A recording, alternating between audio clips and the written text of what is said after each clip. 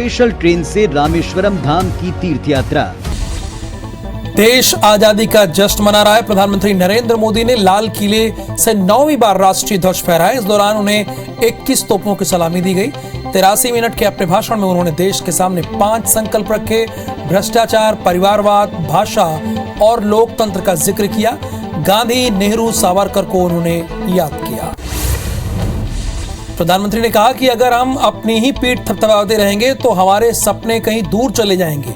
अगले 25 साल हमारे देश के लिए बहुत जरूरी हैं। आने वाले 25 साल के लिए भी हमें उन 5 प्रण पर अपने संकल्पों को केंद्रित करना होगा। हमें 5 प्रण को लेकर 2047 जब आजादी के 100 साल होंगे, आजादी के दीवानों के सारे सपने पूरे करने का जिम्मा उठाकर चलना होगा। प्रधानमंत्री मोदी ने कहा कि हमें अपनी संस्थाओं की ताकत का एहसास करने के लिए योग्यता के आधार पर देश को आगे ले जाना है। परिवारवाद के खिलाफ जागरूकता बढ़ानी होगी। भ्रष्टाचार देश को दीमक की तरह खोखला कर रहा है, हमें इससे लड़ना है। उन्होंने कहा कि जिन्होंने देश को लूटा उन्हें लौटाना होगा।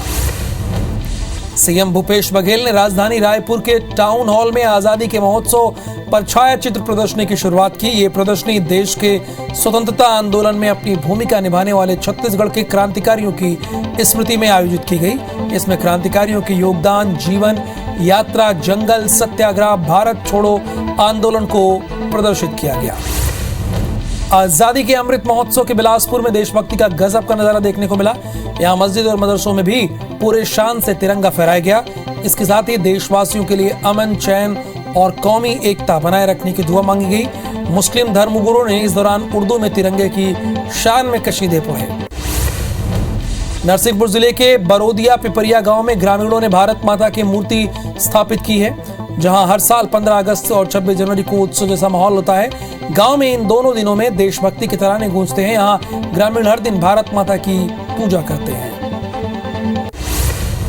मध्य प्रदेश में नगरीय निकायों के चुनाव में ओवरऑल बीजेपी का दबदबा रहा। कुल 345 निकायों के निर्वाचन में भाजपा को 287 और कांग्रेस को 54 स्थानों पर जीत मिली है। वहीं 16 में से 13 नगर निगमों के अध्यक्ष बीजेपी के चुने गए हैं। 76 में से 60 नगर पालिकाओं और 255 में 214 नगर परिषदों में अध्यक्ष और सभापति पद पर भारतीय जनता पार्टी की विजयी हुई है।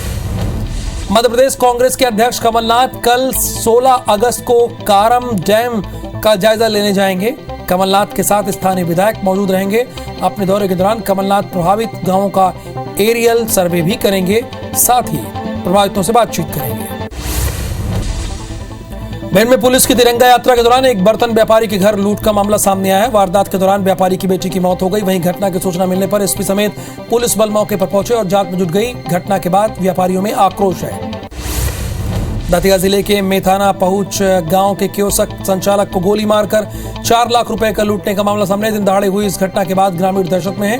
वहीं पुलिस मामले में आपसी रंजिश के चलते मारपीट बता रही है। फिलहाल युवकों को इलाज के लिए भंडेर अस्पताल में भर्ती कराया गया है।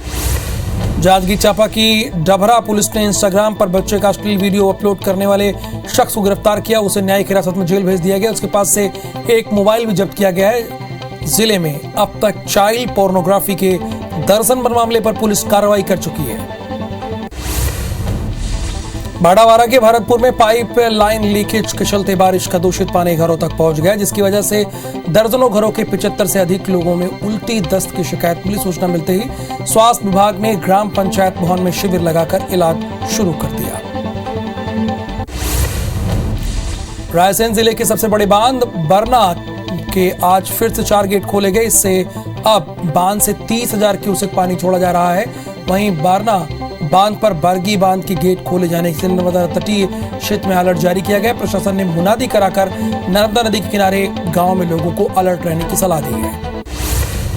राजधानी भोपाल में सुबह से हो रही तेज बारिश से कई इलाकों में जल भराव हो गया है। बारिश के कारण शहर की नालियां उफान पर हैं। पेट्रोल पंपों तक पानी भरने के कारण उन्हें बंद करना पड़ा। शहर के महापौर के वार्ड में पानी भर गया है। मंडला में कल रात हो रही लगातार बारिश से नदी नाले उफान पर है, जिस कारण मंडला से सिवनी मार्ग बंद हो गया है। वहीं थावर डैम के सभी 6 गेट करीब 1 मीटर खोल दिए गए हैं। बस्तर संभाग में शनिवार को लगातार बारिश हो रही है, जिससे नदी नाले उफान पर है। कलेक्टर चंदन कुमार ने प्रशासन को हाई अलर्ट पर रखा है और सभी निचली बस्तियों में इसकी मुनादी करा दी है। भारी बारिश की वजह से राजिमछुरा राजमार्ग बंद हो गया है। फिंगेश्वर से पहले ग्राम बोरसी के समीप मुख्य मार्ग में सरगी नाला में बाढ़ आ जाने के कारण आवागमन प्रभावित हो रहा है। राजिम के जतमाई धाम में 2 युवकों की जान बाल बच पाई हुई है। दरअसल छुट्टी होने पर कई लोग जमताई धाम पहुंच रहे थे, जहां दोनों युवक नहाने के दौरान तेज बहाव में बहने लगे। छत्तीसगढ़ बीजेपी के नवनियुक्त प्रदेश अध्यक्ष अरुण साव रविवार को बिलासपुर पहुंचे, जहां जगह जगह उनका पदाधिकारियों ने स्वागत किया।